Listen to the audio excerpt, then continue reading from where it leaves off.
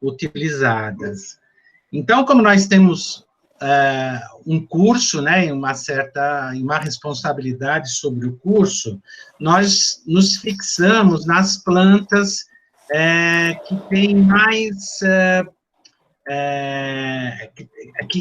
que tem um registro, né, na Agência Nacional de Vigilância Sanitária, e são aquelas que mais estudos têm, que têm mais estudos de segurança, estudos de eficácia, né? Então, todas as plantas que nós escolhemos para dar algum ensinamento, são plantas que fazem parte dos fitoterápicos, das plantas registradas como fitoterápicos na Anvisa. E muitas delas, a grande maioria, são plantas utilizadas há centenas, milhares de anos já, no mundo inteiro, praticamente. Então, quando a gente fala de desenvolvimento de medicamentos, tem um caminho longo aí, né, para ser percorrido até chegar no medicamento que vai para as farmácias, né? Então, são estudos de atividade em modelos experimentais em animais, estudos sobre metabolismo, distribuição, toda a parte de formulação farmacêutica, controle de qualidade, estudos de longa duração para toxicidade e estudos clínicos. Os fitoterápicos, de uma forma geral, alguns deles chegam até os estudos clínicos de fase 1 e fase 2, a grande maioria não chega em estudos clínicos de fase 3, porque são estudos com milhares de voluntários, de pacientes, com milhares de pacientes, e as indústrias que trabalham com fitoterápicos não têm o dinheiro que as grandes multinacionais têm para fazer esse tipo de pesquisa. Então, todo o conhecimento que existe hoje, ele está alicerçado sobre os estudos pré-clínicos e os estudos clínicos que foram realizados, e também a tradição de uso dessas plantas, né? Então, o que a gente tem aqui na Agência Nacional de Vigilância Sanitária? Ela tem uma relação de 36 espécies, e que a gente vai falar de todas elas aí durante o curso, que eles chamam de registro simplificado. Então, são as espécies que já têm bastante estudos, tem muitos estudos, tem muitas evidências e estudos de toxicidade, né? O grande problema é a toxicidade de qualquer produto, né? Então, hoje a gente já tem 36 espécies, elas estão listadas aqui, depois eu vou passar essa aula para vocês. Então, várias espécies para o sistema nervoso central, hoje a gente vai ver algumas delas, para o trato gastrointestinal, para o sistema cardiovascular, para o sistema respiratório, trato genitourinário, para sintomas de climatério, para infecções urinárias, próstata, atividade anti-inflamatória e imunoestimulante, além daquelas que são utilizadas aí como anti-inflamatório e para cicatrização de feridas. Então, a gente já tem um universo com uma boa, um bom índice de segurança para fazer o uso de todas essas espécies, né, e existem aí diversas, é o que a gente vai ver, formas de uso, né, diversas indicações. Além disso, a gente também se baseia, essas espécies que eu mostrei para vocês, estão também no formulário de fitoterápicos da Farmacopeia Brasileira, que eu vou mandar para a Rosângela disponibilizar para vocês, já é uma publicação grande, e no formulário, no primeiro suplemento desse formulário, que tem 2 anos. Então, todo conhecimento mais ou menos atualizado sobre o uso dessas plantas, né? Então, esses formulários, eles dão mais como se usa, como se produz, ou o fitoterápico, ou como se faz o chá dessa planta. E isso também quando a gente se baseia na farmacopeia, cada país tem uma farmacopeia, né? Isso dá uma garantia maior para usar aquelas indicações. Então, hoje, a gente vai falar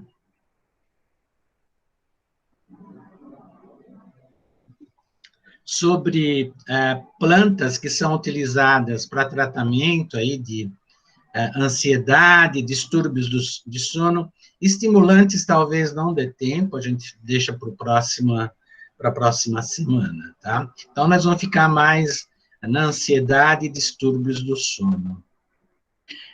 Quando a gente vê os tipos de medicamentos que são utilizados, né, eles são conhecidos como ansiolíticos, hipnóticos, sedativos e tranquilizantes menores. Tranquilizante menor é uma terminologia bastante antiga, sedativo, ansiolítico e sedativo é o que mais, é a terminologia que mais se utiliza.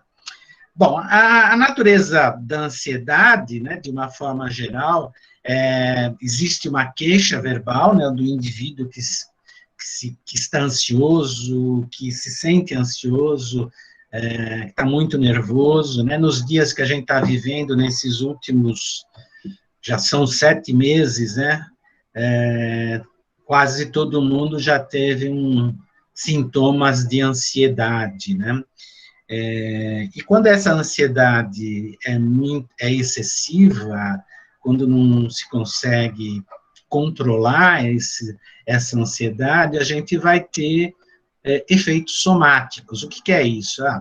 Eu, por exemplo, quando eu tenho muita ansiedade, é meu estômago que vai para o beleléu, né? Aí eu tenho gastrite, cada pessoa reage de uma forma, né? Alguns indivíduos têm hipertensão, né? A hipertensão pode estar muito relacionada com excesso, né, de ansiedade, dificuldade para dormir, né? Quando a gente tem um problema que está nos perturbando, muitas vezes a gente consegue dormir, mas acorda logo depois com o problema na cabeça.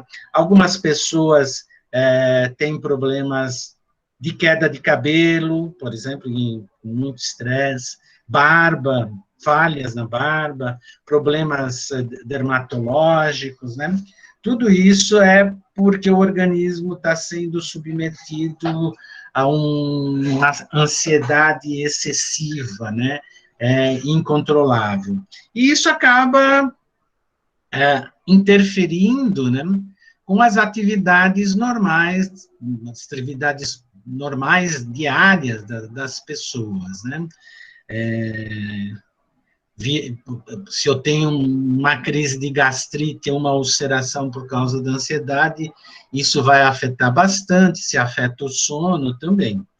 Então, existem diversas drogas hoje, né, que são utilizadas, são os benzodiazepínicos, são drogas, aqui vocês estão vendo, eu chamo a turma do Zepam, vocês podem ver que tudo termina com diazepam, lorazepam, oxazepam, tem algumas exceções, né, tem a turma do Zolam, né, então são drogas que atuam bastante sobre sobre a ansiedade, realmente são bastante eficazes, elas agem aí num receptor específico aí do cérebro, né, onde a gente tem um neurotransmissor, que é o GABA, que é um neurotransmissor que ajuda a controlar a ação excessiva, a excitabilidade excessiva do cérebro.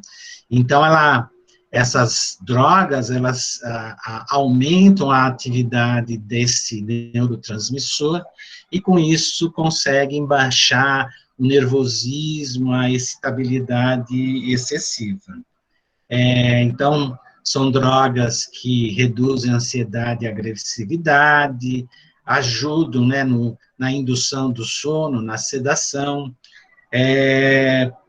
produzem relaxamento muscular com dose muito alta, existe até perda de coordenação motora, então tem que se tomar muito cuidado quando se toma esse tipo de drogas. Algumas são utilizadas para tratamento de epilepsia, né?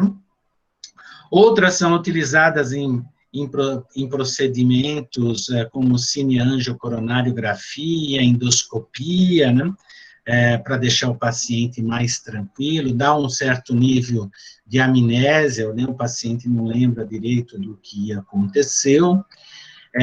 Aqui a gente tem um mecanismo de ação, isso não tem muita importância, né? Só que, evidentemente, esses medicamentos, né, um dos mais conhecidos, né, o Rivotril, todos eles são medicamentos de tarja preta, né? Então, eles só podem ser vendidos, né, com uma receita especial, aquela receita azul do médico. Por quê? Porque, apesar dos benefícios, né, tem efeitos adversos, né?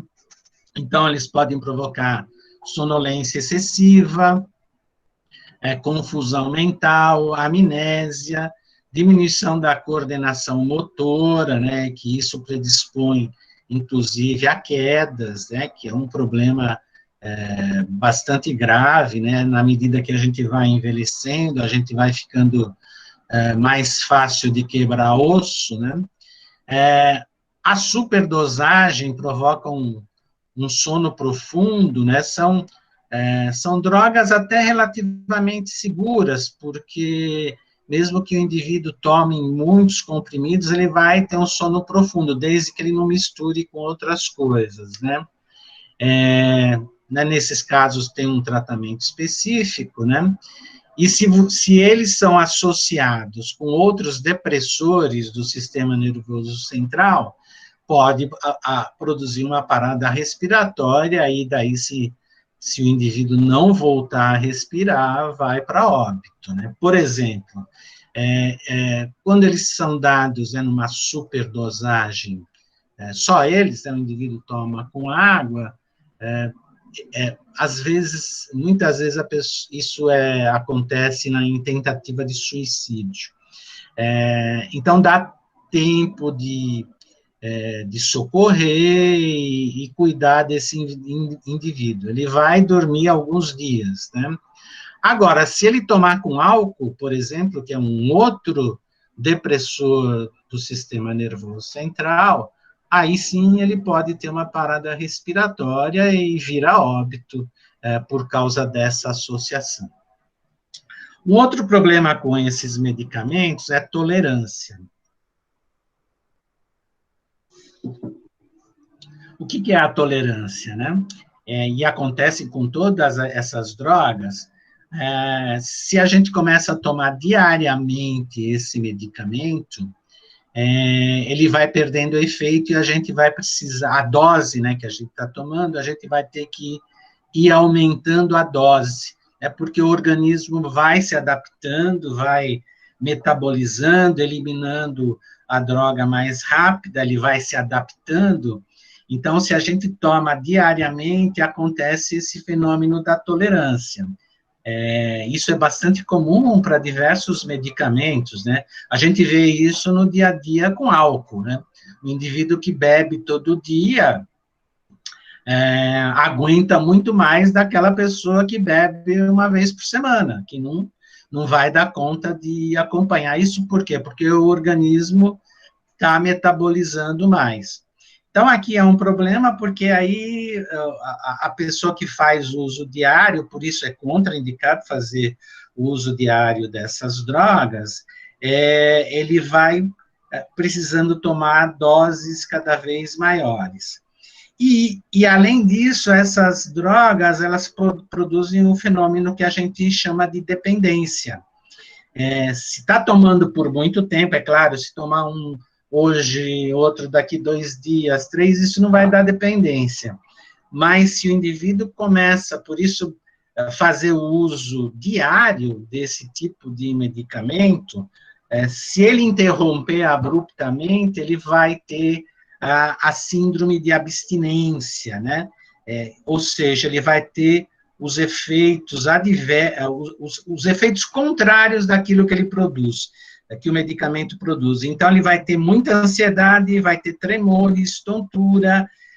Então, quando o indivíduo está a dependência, a gente pode chamar, está viciado, né? Ele está viciado nesse tipo de medicamento, aí ele vai, para retirar, para interromper, não pode ser abrupto, senão ele vai ter essa crise de ansiedade, e aí ele volta para o medicamento. Tomou o medicamento, já some tudo. Então, se a pessoa está com dependência, ela vai ter que fazer uma interrupção acompanhada pelo médico, né? Tem toda uma forma de parar de tomar esse medicamento. Então, o que acontece, né?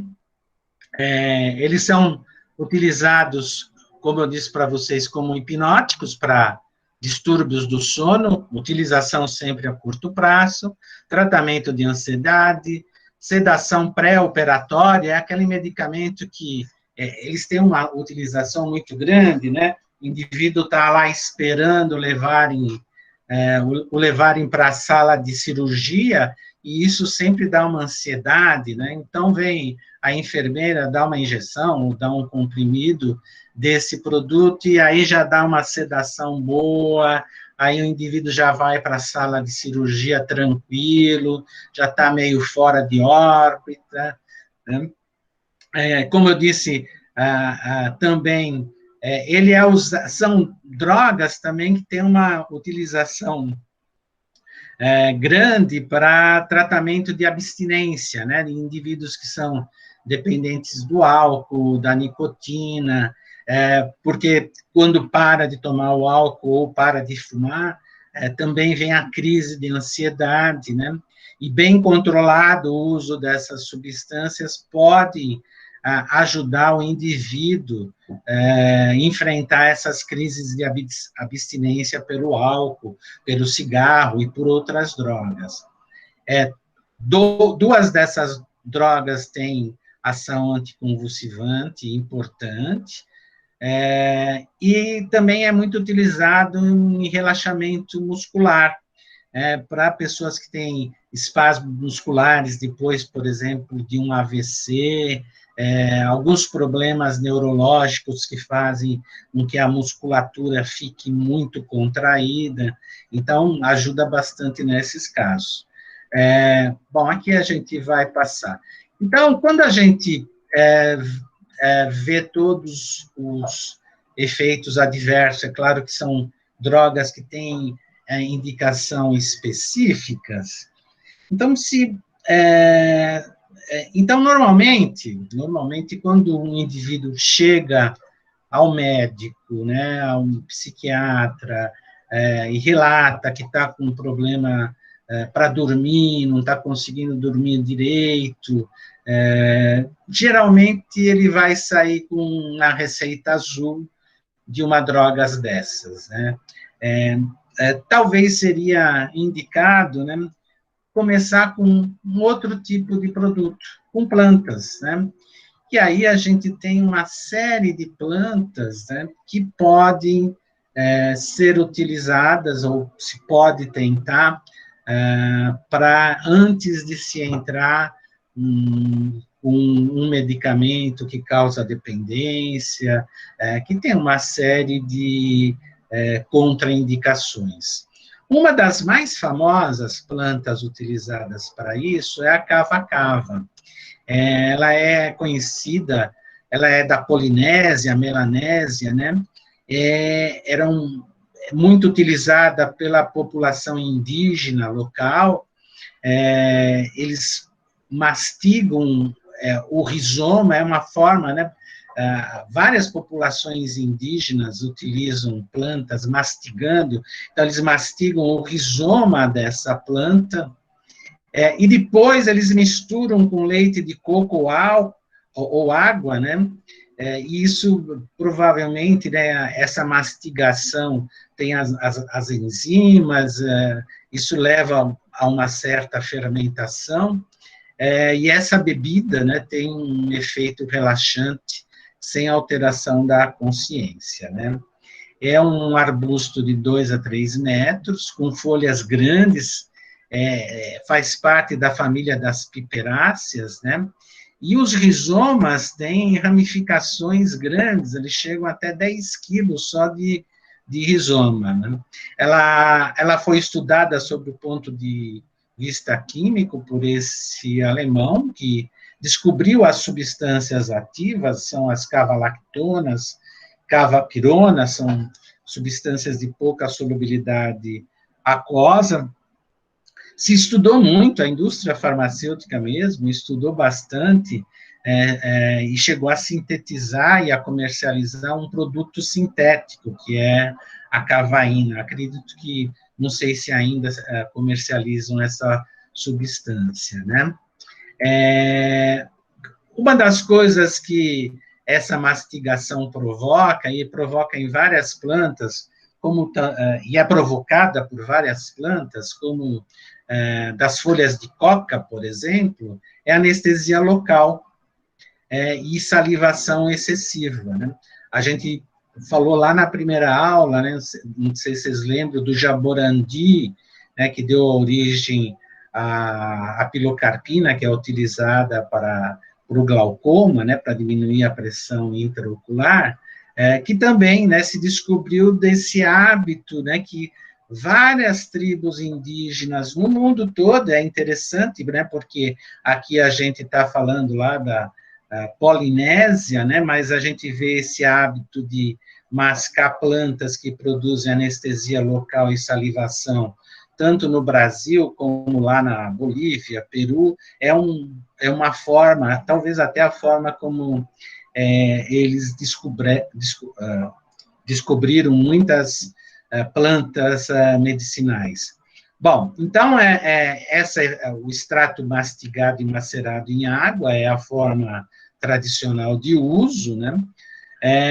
E aí existem os extratos com uma mistura de etanol água ou acetona água. A mistura de acetona água, ela tem uma eficácia, uma eficiência maior nesse processo de extração das substâncias ativas. Então, os princípios ativos são as cavalactonas, né, são várias substâncias com baixa solubilidade aquosa, mas que atingem o sistema nervoso central, que é o local de ação.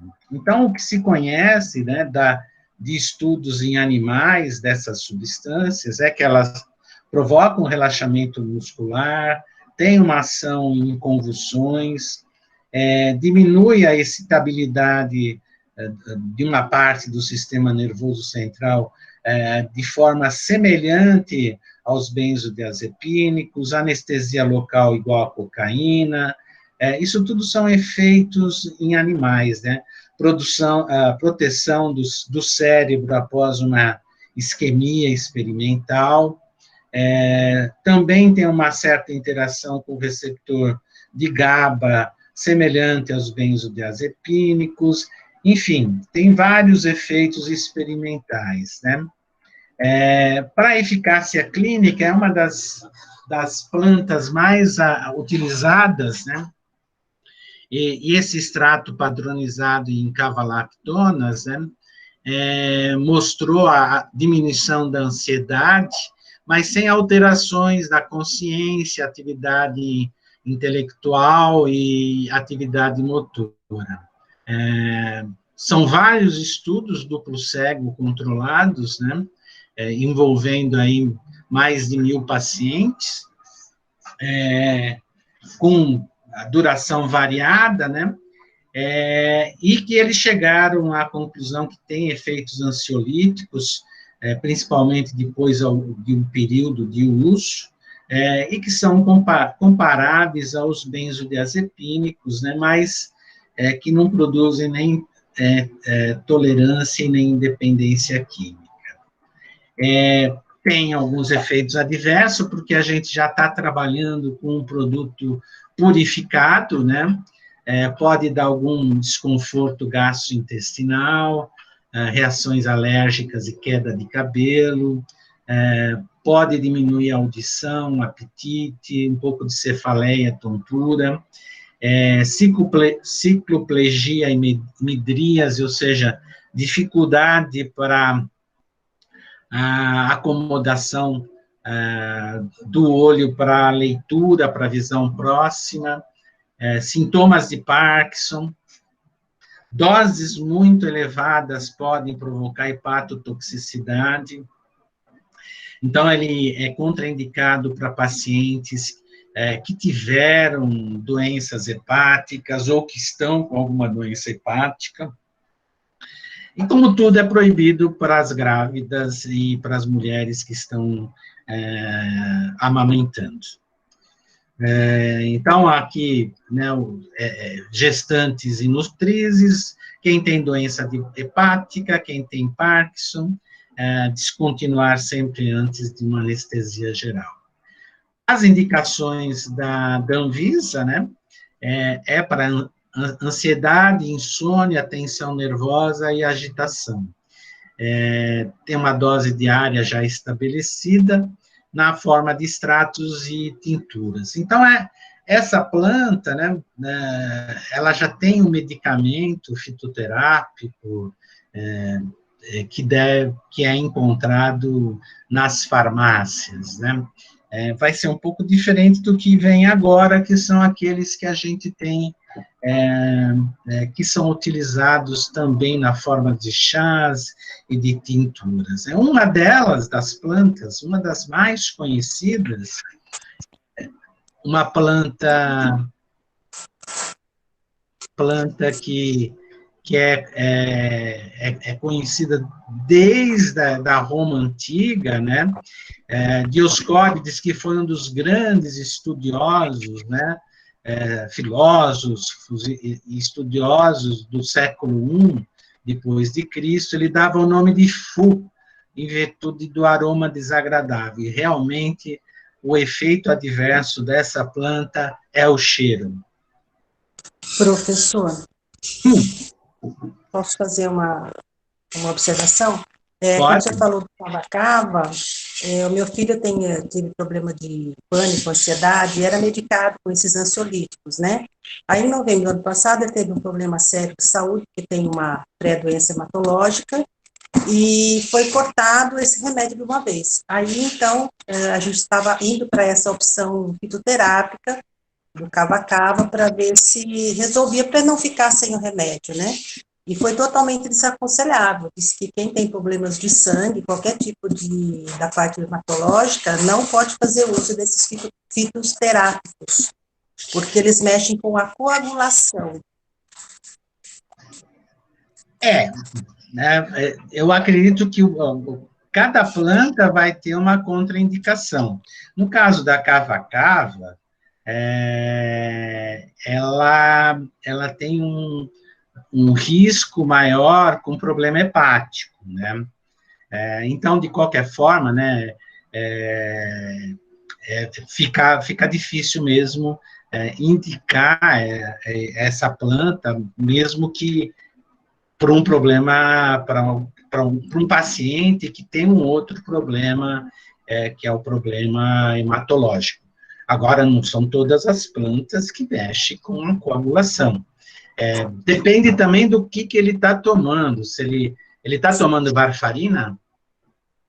Não, não toma mais. Ele tomava... Ai, meu Deus, não vou lembrar agora. Você lembra bem o nome do remédio que ele tomava? O ansiolítico? Não lembro agora, professor. Acho que nem tem mais, como faz tempo. Para o tratamento hematológico dele, ele toma o quê? Ele toma o Hidrea. Ah, tá. Ele tem uma trombocitemia essencial, problema de plaquetas. Exatamente, aí é complicado você indicar qualquer coisa, quer dizer, tem que passar sempre pelo médico dele, né?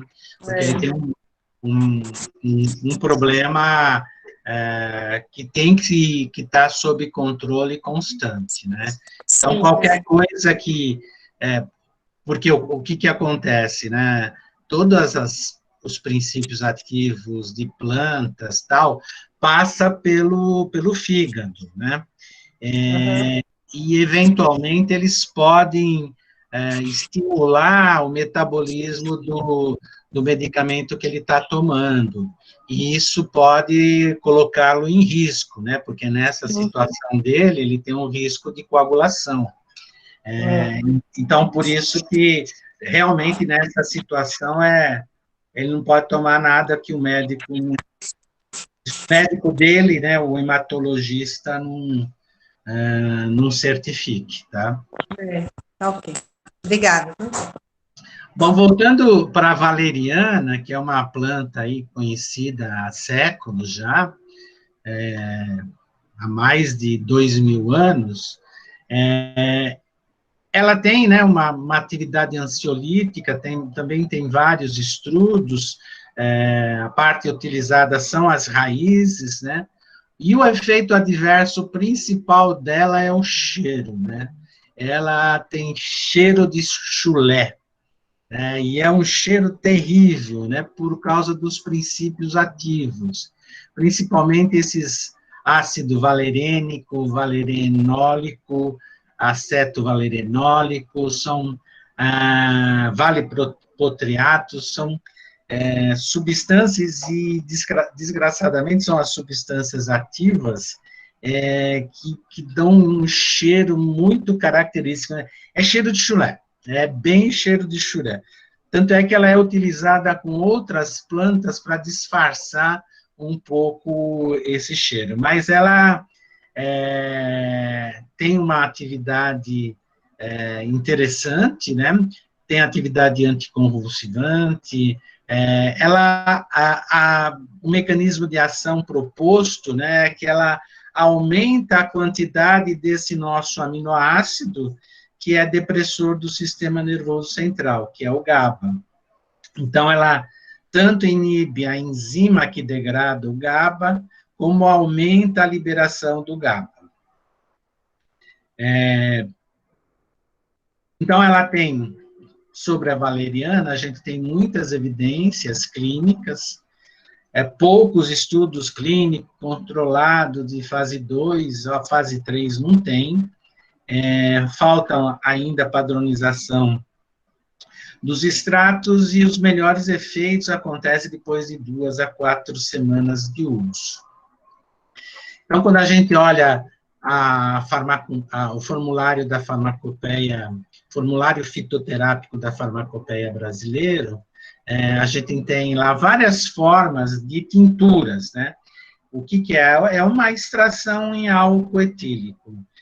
Então, uma fórmula 1 são 10 gramas de raiz em álcool etílico a 56%, em 100 ml.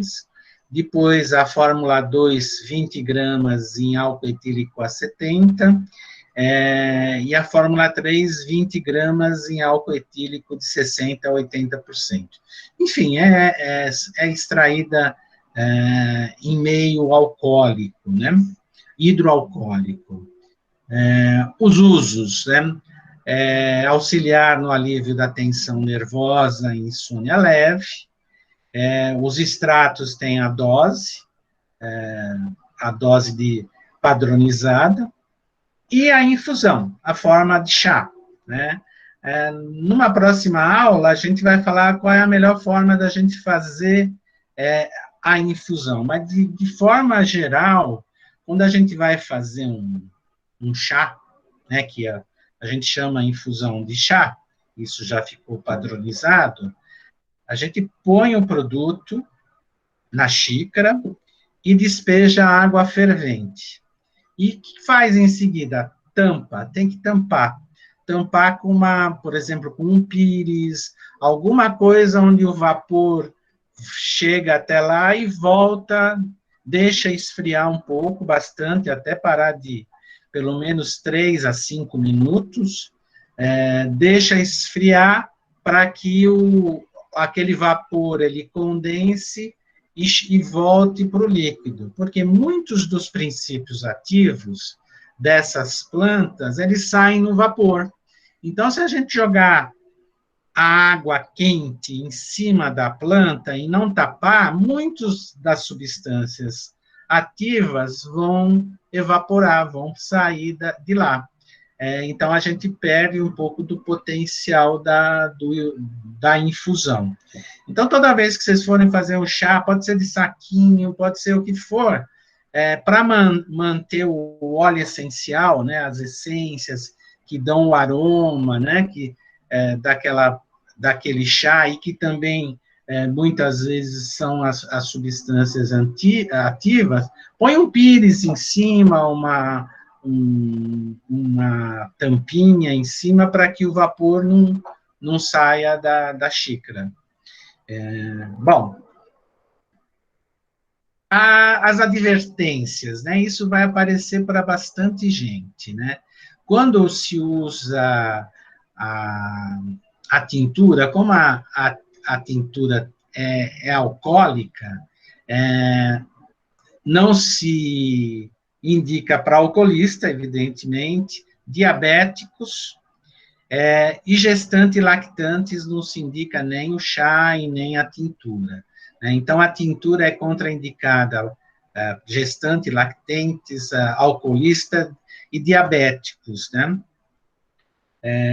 Se os sintomas piorarem, aí se consulta o médico, pode prejudicar a habilidade de dirigir ou operar máquinas, por ter um início de ação gradual, então não é um efeito que você tomou e você já vai sentir, na maioria das pessoas não vai acontecer, então não é adequado para tratamento de transtornos agudos do sono e de estresse mental.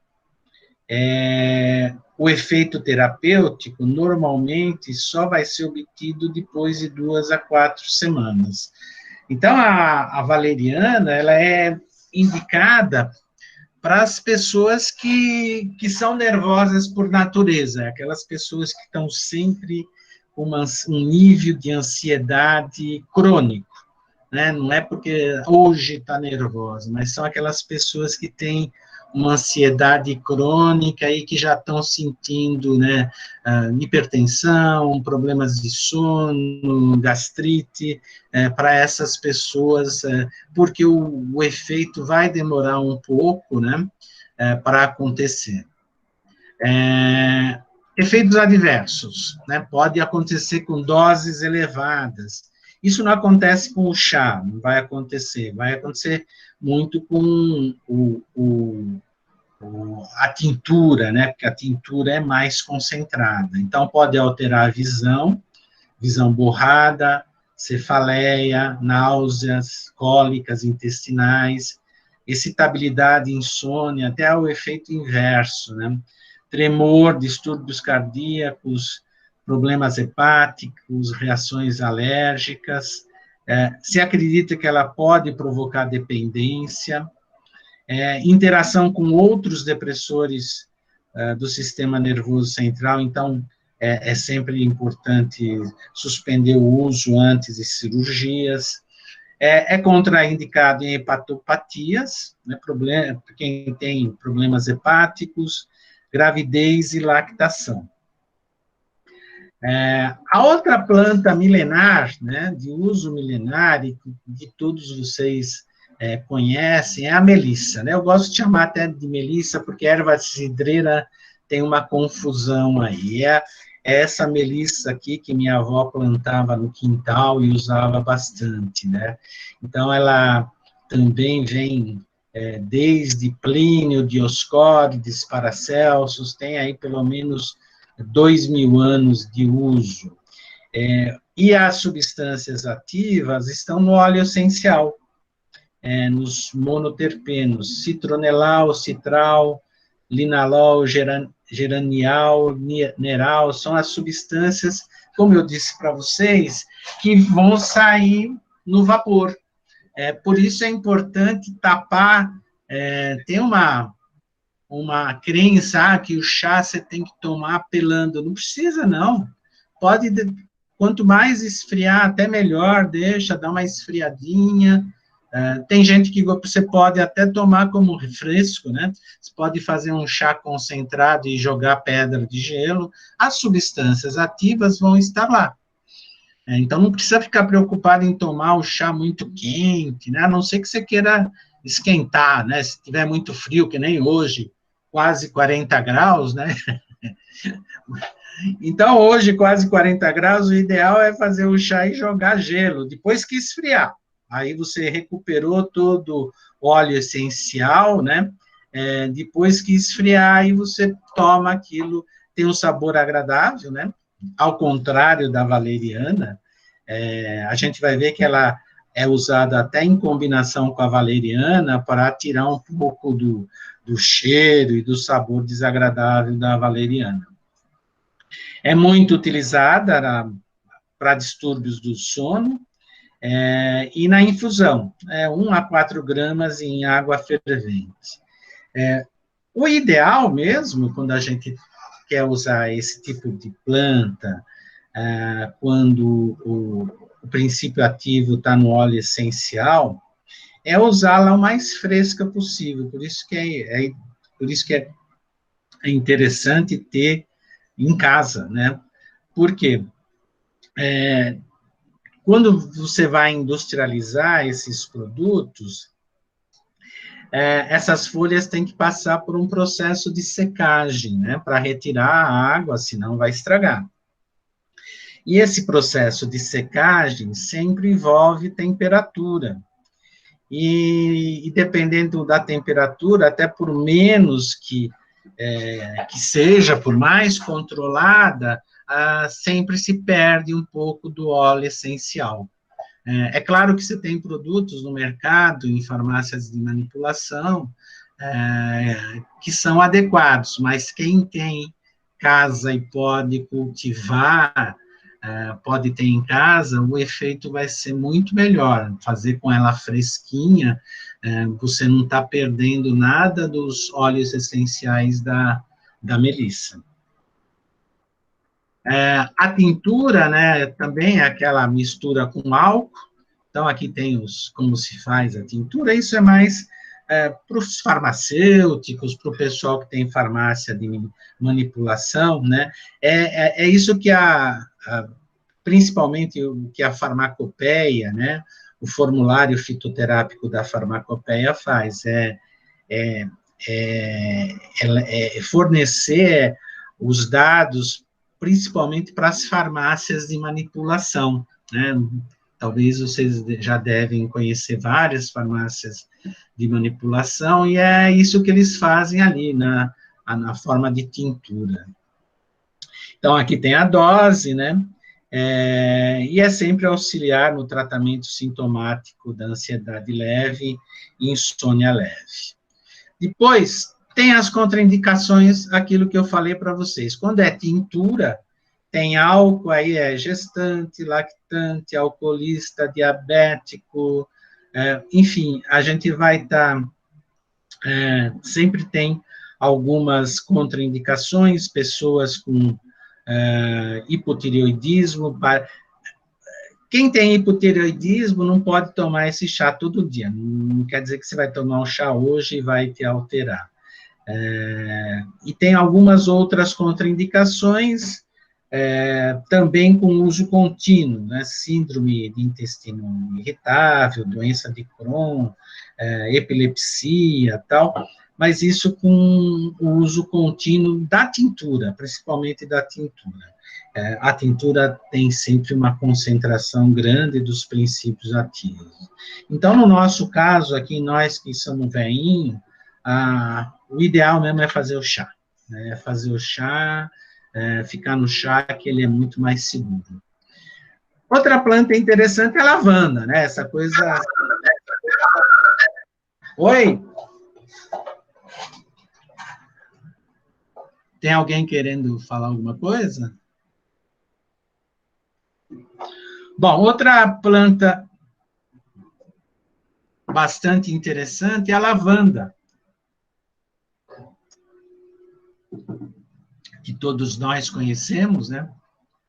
Que também ela é natural lá da França, do Mediterrâneo, é utilizada desde o final, desde 1600, né? Na Idade Média.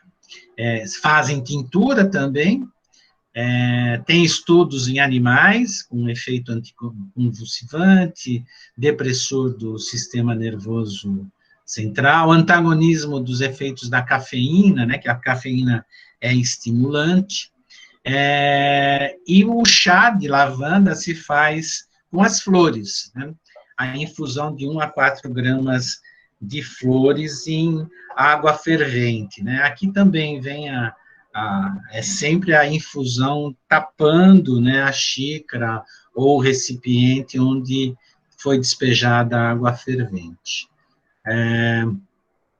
Ela é utilizada também na aromaterapia, e as indicações do formulário é tratamento dos sintomas de exaustão, fadiga mental, insônia, e as contraindicações são aquelas de sempre: gestante, alcoolista, diabético, quem vai dirigir, operar a máquina, são as contraindicações.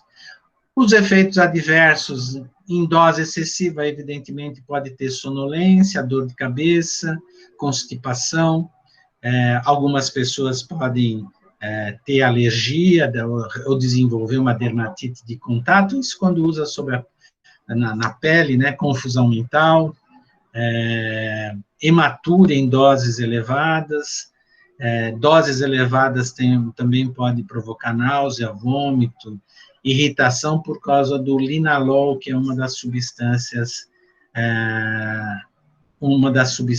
ativas. Também tem que ter cautela para quem tem úlcera gastroduodenal, síndrome do intestino irritável, doença de Crohn, hepatopatia, problemas do fígado, né, epilepsia e doença de Parkinson. Aí vem a minha preferida, né? Essa é a planta que, infelizmente, não cresce muito, né? A gente podia fazer um desafio para esse grupo, e a Mariana é que vai ter que avaliar, né, de quem consegue cultivar camomila em casa. É uma planta difícil mesmo de ser cultivada, né? Só que vocês vão ver que ao longo do curso ela tem muitos usos. Um delas é aqui, para insônia leve, é calmante e tal. Eu falo, todo mundo tem que ter sempre uma camomila em casa. Uma delas é para isso, depois a gente vai ver que ela é usada para problemas digestivos, ela vai ser usada também como cicatrizante, enfim, para gases, enfim, ela tem muita atividade, né? O grande problema é que ela não cresce muito bem. Agora, a questão de 2 anos, eu fui visitar uma fazenda no interior do Ceará, né, na divisa com o Piauí, uma região bem agreste, né? Eles estavam cultivando camomila lá, eu fiquei desacreditado, né? Realmente vai contra tudo o que se diz, né? Então, eu lanço um desafio aí para vocês, quem tem casa que gosta, né, evidentemente, de plantar, vamos ver quem até o fim do curso consegue plantar camomila. A Mariana não consegue. Bom, como eu disse para vocês, ela pode ser utilizada na forma de tinturas e na infusão. A infusão é sempre feita com as inflorescências. Ó, essa foto aqui eu tirei lá no interior do Ceará. com água fervente, pode tomar de 3 a 4 vezes entre as refeições. As indicações antiespasmódicas, ou seja, quando a gente tem dor de espasmo, né, aqueles gases que provocam aquelas dores, dor abdominal espasmódica, né, como ansiolítico e sedativo leve. E até na tensão pré-menstrual também, né, quem tem, né, uma tensão pré-menstrual, vale a pena tentar, né, pode ser que não funcione, e isso também muitas vezes está relacionado com a qualidade, né, da camomila, que, de uma forma geral, o que a gente tem aqui é importado, né, então tem toda uma dificuldade de ter uma planta mais fresquinha, né, com uma qualidade melhor. Ela pode, né, produzir reação alérgica, então tem que ser evitado, pessoas que já têm alergia à camomila, pode ocorrer em doses elevadas, náusea, excitação nervosa e insônia, né, um efeito até invertido. Aí vem a nossa outra planta, também bastante conhecida, né, que foi descoberta no Peru pelos exploradores espanhóis, né, que é a passiflora, ou a planta da paixão, né, e os espanhóis, os exploradores, quando estiveram no Peru, ao verem a flor, se encantaram com a flor e relacionaram a flor à paixão de Cristo, né? Tanto é que em espanhol eles chamam de flor de la paixão, coisa assim. Existem várias substâncias identificadas, alguns alcaloides que realmente têm atividade sobre o sistema nervoso central, e os estudos clínicos relatam uma atividade aí semelhante ao oxazepam, alguns relatam efeito afrodisíacos, mas isso ainda é muito pouco comprovado, e como efeitos adversos, né, pode interagir com outros depressores, com inibidores da monaminoxidase, hoje são muito pouco utilizados, e ela tem cumarina, e a cumarina é uma substância que é contraindicado para pacientes que só tomam anticoagulantes. Então, aquelas pessoas que tomam anticoagulantes, varfarina ou aspirina para prevenir infarto, derrame, tem que tomar cuidado com o maracujá.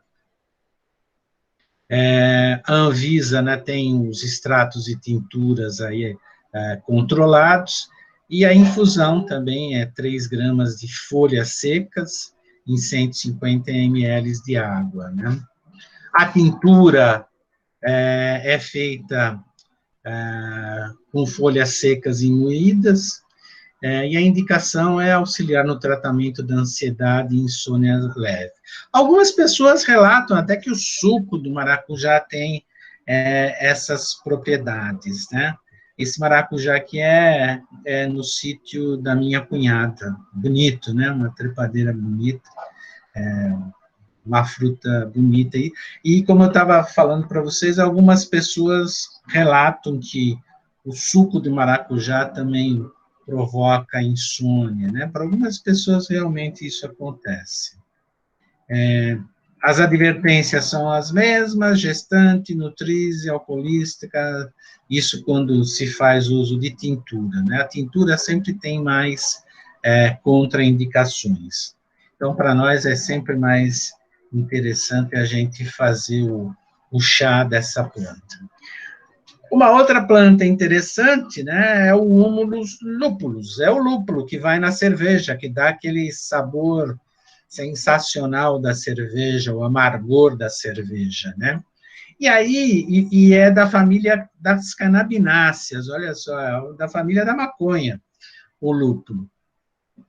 E o que aconteceu? Eles viram que os colhedores de lúpulo para a indústria da cerveja, né, eles, depois de um tempo lá trabalhando no ambiente onde aquilo também era armazenado, eles sentiam uma certa fadiga, cansaço, e isso foram ver era por causa do óleo essencial, que nesse processo todo vai sendo liberado, né? E aí descobriram essas substâncias, o muleno, mirceno, metilbutenol, que são as substâncias que podem provocar esse efeito sedativo. Mas não tem nenhuma comprovação clínica. As flores femininas mesmo é que têm o uso, né? Elas têm a humulona e a lupulona, que são os princípios amargos que dão o amargor da cerveja. Então, a cerveja, quanto mais amarga for, mais lúpulo ela tem. A outra planta, aí a outra forma, isso aqui, desculpe, isso aqui é um resumo, né, de todas as plantas que podem ser utilizadas na forma de chás, para tratamento de ansiedade e insônia. Então, é alguma coisa que eu acho que vale a pena, antes da gente entrar, né, num medicamento de tarja preta, tentar algumas, ou elas individualmente, ou combinações, né? Dá para a gente ter essas plantas em casa, pode-se comprar em ervanários, ervanarias, e tentar algumas misturas, né? Uma delas são as flores secas da laranja amarga. Flor seca de laranja é difícil de conseguir, porque colher flor de laranjeira, isso atrapalha, né, com a polinização e com a produção da laranja. Então, é sempre mais difícil porque flor de laranjeira funciona bem, né, para ansiedade. Depois o capim-santo, o capim-limão, né, com as folhas secas em água, a erva cidreira de arbusto, a lípia, a camomila, as inflorescências secas, tudo vai entre 1 a 3 gramas em 150 ml de água fervente. A melissa... Oi? Posso fazer uma pergunta? A gente tem capim-santo, capim-cidreiro em casa, e, em geral, a gente usa ele fresco. Pode ser fresco? A gente não usa folha. Sim. O que a gente... eles acabam colocando... Isso aqui veio da farmacopeia, né? Porque, industrialmente, é a única forma de você comercializar. O ideal é fresco. É fresco onde você tem mais as substâncias ativas. Quando a gente faz seca, a gente acaba perdendo um pouco dos princípios ativos. Até esqueci de falar para vocês isso, se vocês têm a possibilidade de ter essas plantas, algumas delas, né, sempre usar fresca, que é a melhor forma de uso, porque na folha fresca você está preservando mais os óleos essenciais, que são, na maioria delas, os princípios ativos, né? Aqui a gente tem as fotos, né? O citrus, o Cymbopogon citratus, a lípia, a melissa, a camomila e o maracujá. Aí, quando a gente vai estudar algumas farmacopeias aí pelo mundo, a gente tem algumas indicações de misturas, né? Isso que eu acho legal para fazer. É o que eu falei para vocês tendo algumas dessas em casa, né? Vocês podem tentar misturas, né? E que todas elas têm um sabor bastante agradável, né? Então, você pode ir misturando. Por exemplo, na farmacopeia alemã, eles têm essa mistura: folhas de trevo aquático, 40%, folhas de hortelã. A hortelã é outra planta que a gente vai ver que tem um uso muito importante no sistema digestivo, mas também em doses elevadas ela pode produzir, dose elevada não, até no chá ela pode produzir uma ação mais calmante, né? Então, aqui, folhas de trevo aquático, aqui no Brasil a gente não usa muito, né? Isso aqui é mais na Europa, mas ele mistura hortelã e valeriana. Aqui, a alemã 7 é valeriana, folha de melissa e folha de hortelã. Então, aqui é 50, 25, 25. Então, se você vai fazer 100 gramas, são 50 gramas de valeriana, 25 de melissa, 25 de folha de hortelã. Mas aí a gente tem a liberdade até de tentar outras alternativas, né? A Suíça tem uma bem completa, né? Eu já fiz uma formulação dessa, só não tinha inflorescência de laranja, que é numa farmácia de ervas, numa ervanaria que tem em Barão Geraldo.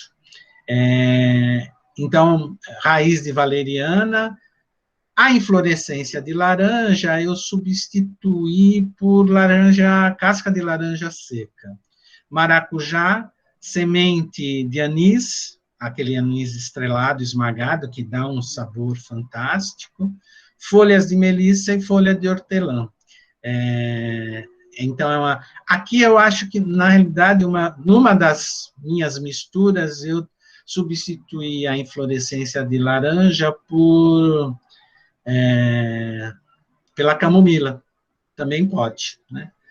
Então, ou então, se a gente quiser, não, se eu quero melissa, hortelã, camomila, vai fazendo as misturas de acordo com o paladar, com aquilo que mais tem interesse. Já na farmacopeia austríaca, também tem uma mistura de valeriana, melissa, hortelã, inflorescência de laranja, que a gente dificilmente acha, e casca de laranjeira amarga. Então, essa hortelã, essa laranja, a gente pode colocar camomila, ou maracujá, uma das outras, né? Aqui eu não vou falar da maconha, não, a gente já falou da maconha, eu passo para vocês, deixa eu ver o nosso horário, já estamos em cima da hora, eu passo essa aula toda para vocês, e agora eu deixo para vocês tirarem dúvidas. João, posso colocar uma coisa? Pode. Eu tenho algumas ervas em casa, né? O capim-cidreira, a melissa, a hortelã e tal. E eu gosto muito de colocar no suco de limão, principalmente o capim. Eu bato no liquidificador, ela crua mesmo. Não tem nenhum problema misturar com limão? Não, eu acho que não. Tem muita gente que faz isso, né? Uma coisa que você pode fazer é fazer o chá bem concentrado, filtra, para você ficar só com aquilo que foi extraído, e adiciona limão. Joga gelo e adiciona limão.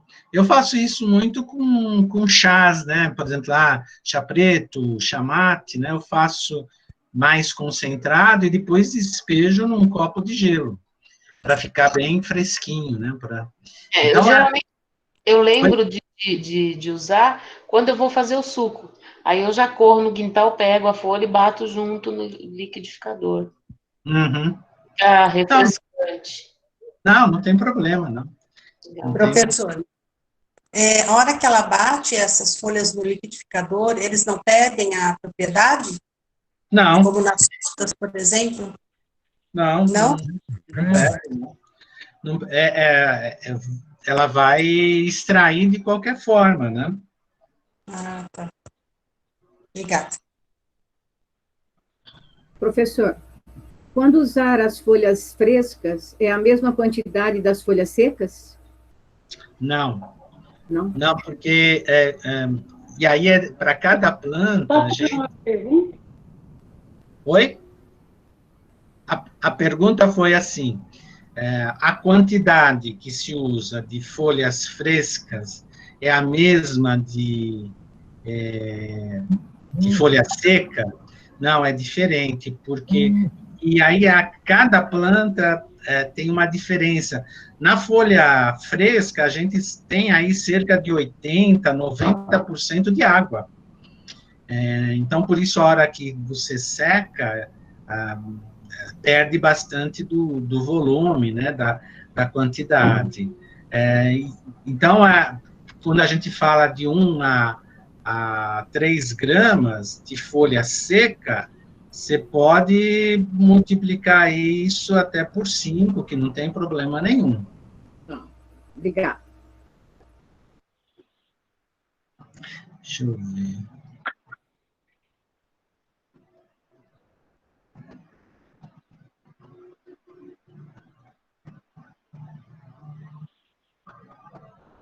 Professor João. Oi, pode falar. Tem uma pergunta, professor. Sim, pode falar. Em 2018, eu passei por um problema muito grave por causa da perda de um familiar com câncer, né? E por ter dormido mal, uma crise de ansiedade muito grande, o psiquiatra entrou com um remédio tarja preta direto, entrou com uma associação de escitalopram e quetiapina. E foi bem ruim para mim. No caso, assim, como que a gente pode usar as plantas, assim, em substituição a isso, em vez de entrar já para tomar um remédio prescrito, de faixa preta, por um psiquiatra, como a gente tem acesso a saber qual a forma seria boa para substituir? Deixa eu falar. Olha, realmente, misturar quetiapina com esse citalopram é algo, principalmente a quetiapina, né? Mas foi bem pesado. Eu tive várias coisas bem ruins. Tinha o quê? Desculpa.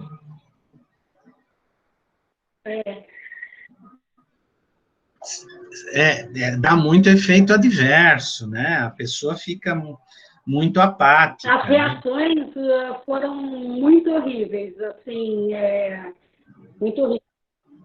Não se dá quetiapina para isso. Me desculpe o médico que te receitou, mas ele te deu o pior possível, né? Então, se você tem ainda, joga no lixo. Sim. Joga bem no lixo, porque... Você está tomando ainda? Alô? Desculpe, está cortando a ligação. Não tenho. Não tem mais, ainda bem. Não, porque, evidentemente, né, quando a gente perde um ente querido, a gente vai entrar em depressão, e isso é tipo de depressão que é a depressão reativa, né, e que é normal, né. Então, todo mundo passa por isso, né.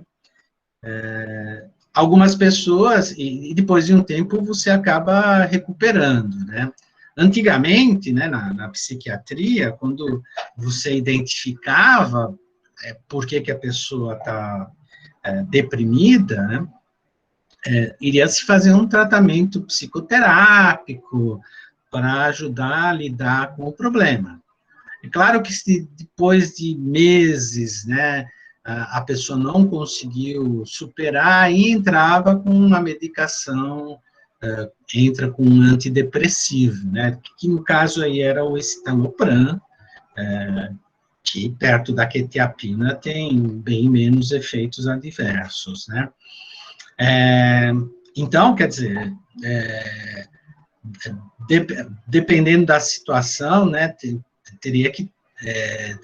tem possibilidades, essas plantas, essas associações que a gente falou hoje, podem ajudar, principalmente quando tem caso de insônia, e de plantas mesmo, o que existe, a gente vai falar numa das próximas aulas, é a erva de São João, que ela sim tem uma propriedade antidepressiva, mas tem muita contraindicação, por isso, com a erva de São João, a gente também tem que tomar muito cuidado.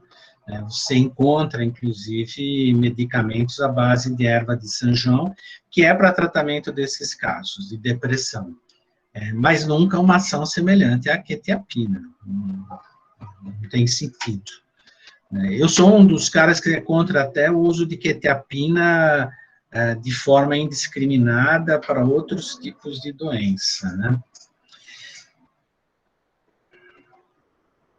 Mas você já superou.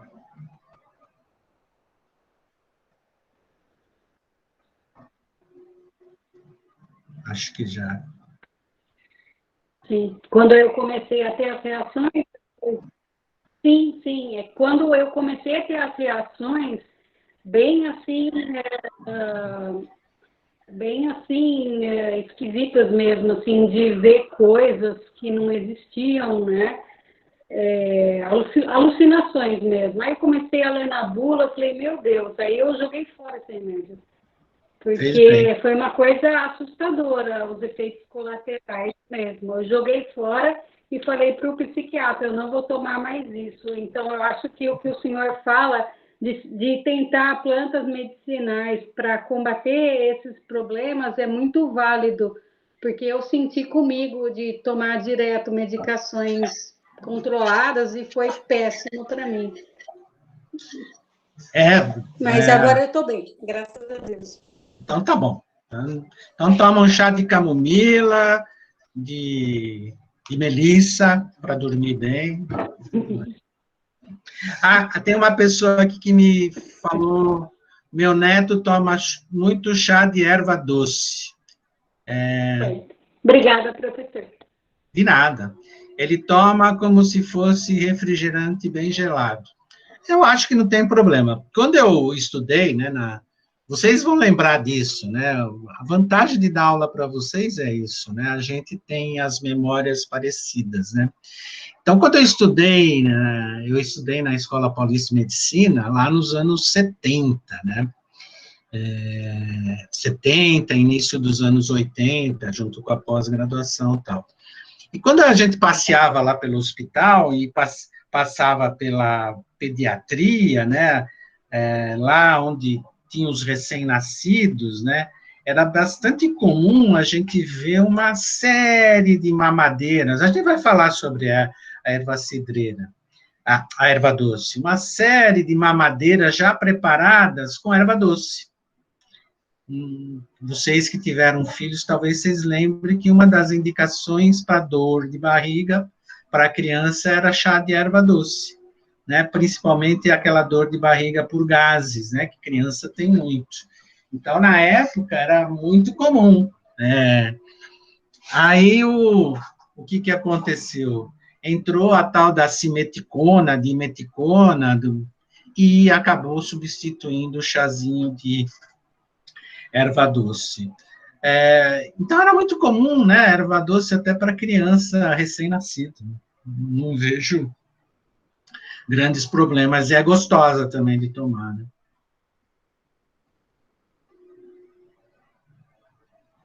Olha, viu, Diva, entre ele tomar chá de erva doce e um refrigerante doce, que é uma bomba de açúcar, deixa ele na erva doce. É muito mais saudável.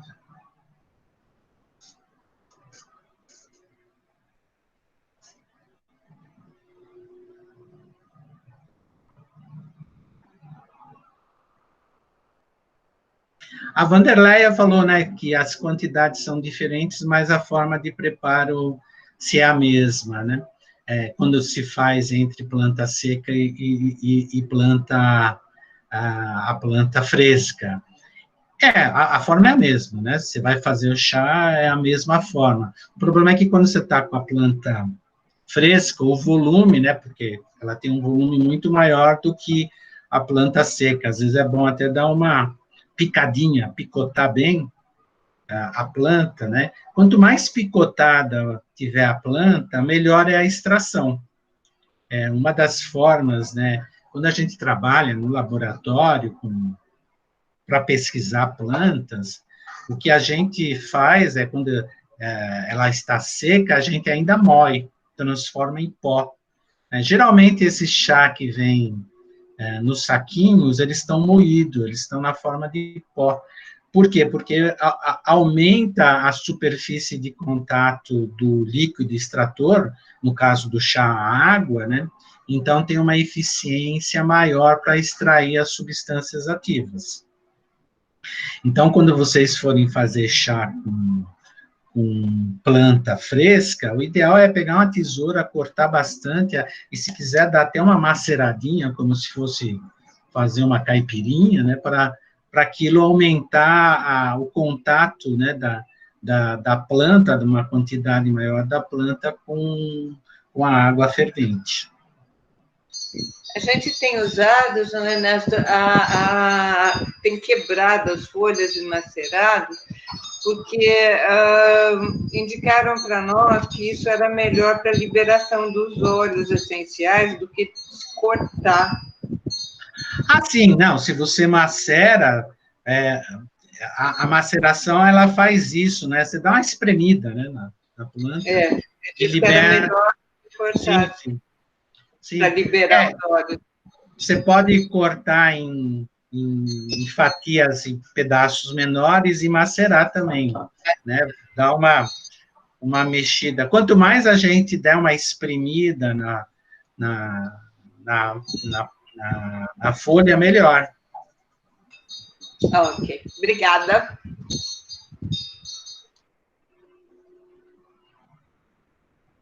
A Márcia.